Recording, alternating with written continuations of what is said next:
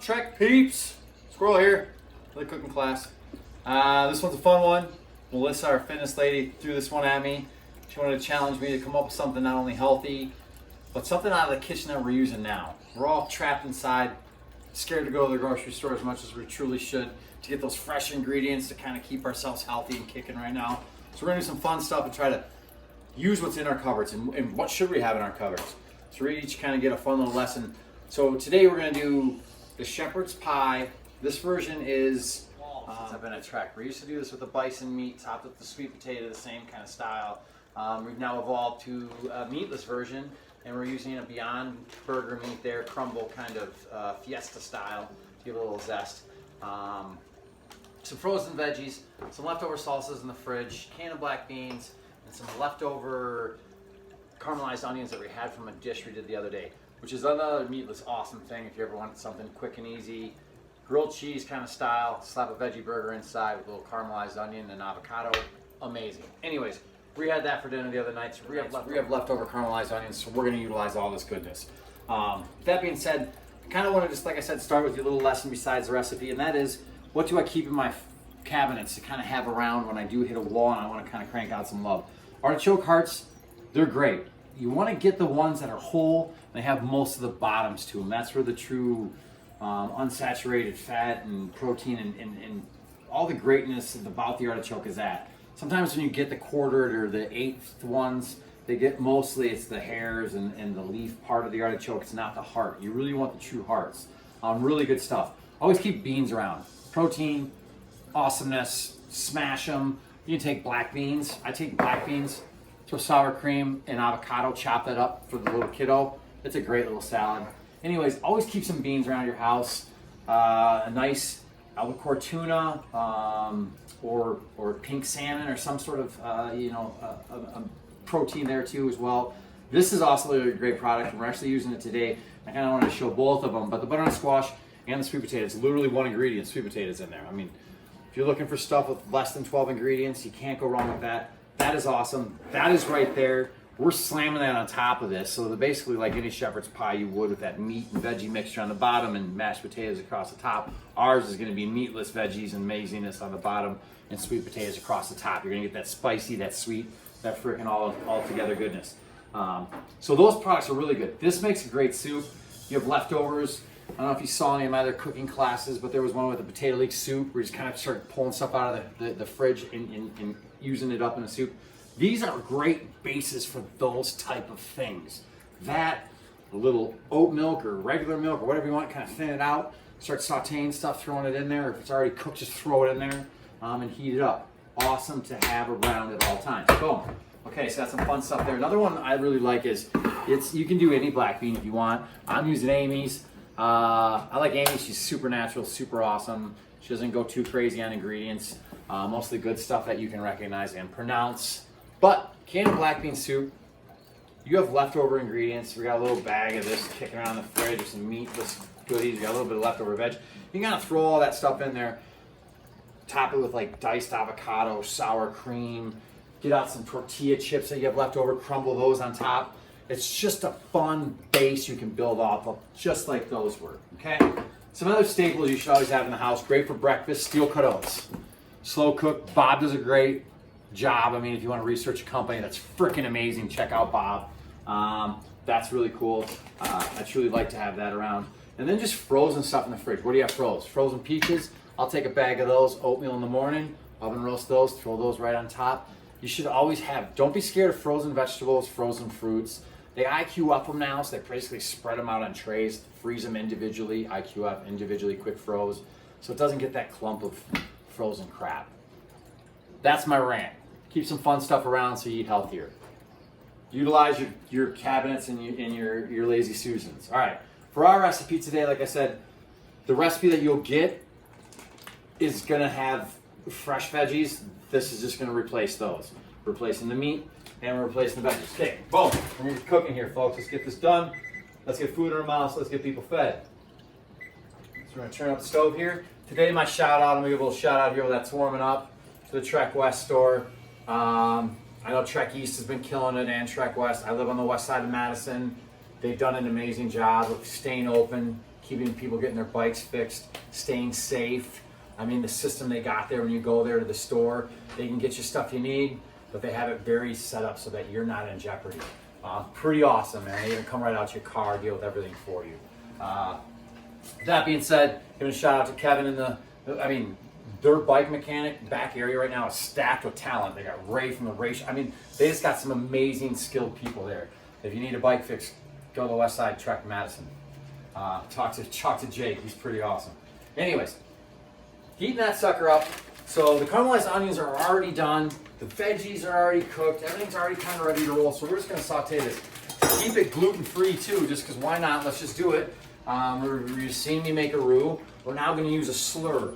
A slur is like a cornstarch thinned out with water, and not thinned out to the point where it's almost like it's like a sticky gelatin. Like we're gonna get this sauteing while I continue to rattle off at the mouth here. So that's gonna start cooking down. Frozen veggies in that bag. I don't know if you saw that earlier, but we had a blend of carrots, peas, green bean, and corn. Awesome sauce. Okay, so that's in there. Our leftover caramelized onions. Boom, in there. Today, folks, I know it's kitchen cooking on TV. However, we don't have anything done. We're gonna make this all to order. All right. With that being said, you might see a live show coming out of Matt where you guys pick the ingredients and I just make something crazy. That'd be fun, huh? Okay. So while that's cooking, we're gonna add a little bit of olive oil in there. You guys are on the front burner now, folks. Okay. Back to the slur. So cornstarch slur. It's cornstarch. And add water, and you can kind of see, I want to see if I can get it to kind of, slimy, gooey. You don't want it real runny. Kind of get it like pasty-like. Sometimes I'll even throw it in a jar with the water. I'll shake it up. If you don't like to feel the cornstarch, you don't want to play with it. I kind of like to play with it. It's almost like a silly putty once you get it. You want to get it to that point. Cornstarch is funny. When you add it to this, you add it before it's hot enough or it's almost boiling, it won't react. It won't gum up and thicken. It'll kind of just stay at a thin, inconsistent, and then once it does heat up, it'll thicken too much. So it's hard to control the consistency until you get it hot enough. So we want to make sure we got that at a hot state. Also, the regular recipe calls for tomato paste. We're kind of doing a Southwest spicy version of that. So along with the same ideas of, using stuff and trying to avoid grocery stores, we're going to use, once again, leftover salsas in our fridge. The beans we had for little kiddos' dinners. We're gonna add a little bit of those beans now. We're gonna add some black bean salsa and some garlic salsa. Clever name, Chip Magnet, huh? That's a salsa company I get my teeth into. All right. We're losing aprons, folks. Here we go. So that's all kind of stirring around. Getting hot. Like I said, it's fully cooked for the most part. There's a little bit of crunch to those carrots, a little al dente if you will, but we're going to kind of use that. I like that. And then now I just got a little veggie stock. Be bad! Somebody's hungry, huh? Made some energy balls earlier and the little kiddo just started mauling them. It was so awesome. Okay, so we got that now. Almost like a soup base. We got it down to there. Kind of check it out. I got a lot of liquid in there. That's going to start to hit to a bubble. Once that hits to a bubble, I'm going to start adding that cornstarch. You can make that thicker, thinner, wherever you want at this point. It's just the amount of veggie stock. I want like a thick base to that. The recipe also calls for a sweet potato mashed, and we're just using that canned sweet potato. It's a little bit looser. A sweet potato mash is kind of like a part Idaho or a starchier potato. This one's just all sweet potato, so it doesn't have that extra starchiness to it's kind of the looser. So we're gonna make this thicker and tighter so that it complements the loosier style sweet potato on top. And as I was saying earlier, you do not want that to hit or add the starch too early. You want it to hit a boil. All right, boom. We're rolling, and it also gets kind of weird if you let it sit there for too long. So you want to make sure that the water will separate and it'll get thick on the bottom and water and top. Remix it. God, I love these induction stoves. We're almost hitting a boil. I'm going to slowly start to add this now. You can see it start to roll. We're going to crank this full steam and get this job done, folks. Boom, right there. So I'm gonna start to add my cornstarch. You can see this is gonna start to thicken it.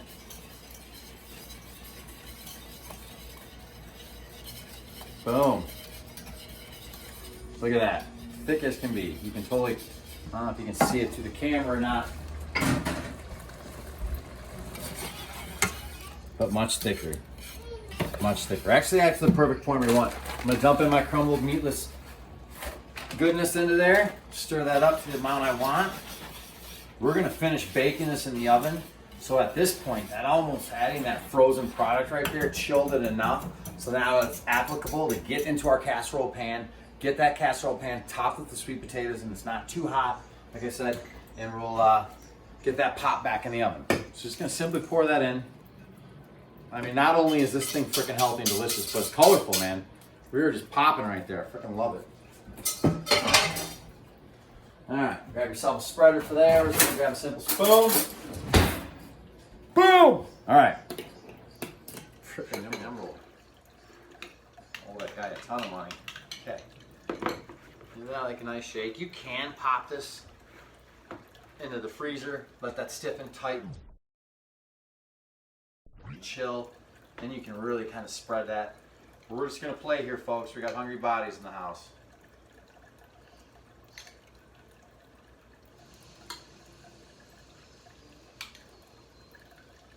This will obviously cut down our bake time too. This is going to be real nice. If you don't have enough bake time, it's just simply kicking the broiler on for a couple seconds, letting that get a little brown, because you know what I say about color. Color means flavor. This is a cool dish, man. This is a cool dish too if you're in a hurry. You can crank it out, or if you really want to follow the recipe and kind of make a double batch and then just freeze one of these casserole pans, and then you hit a wall on a busy day and you don't know what to do, just pop that sucker in the oven. Done. I think most of the things you do, if you don't do a cook day, like we try to do one bulk day where we kind of just bang out all of our stuff all at once, get it from the grocery store, process it, make up some dishes. Since we're all stuck at home and we don't have as much time and people's trying to juggle schedules, maybe now's the time where you make double batches and you freeze. Make some cookies for now, freeze the dough balls. You make a casserole for now, freeze another casserole. Make some soup for now, freeze that soup. You get where I'm going with this. Double up your energy.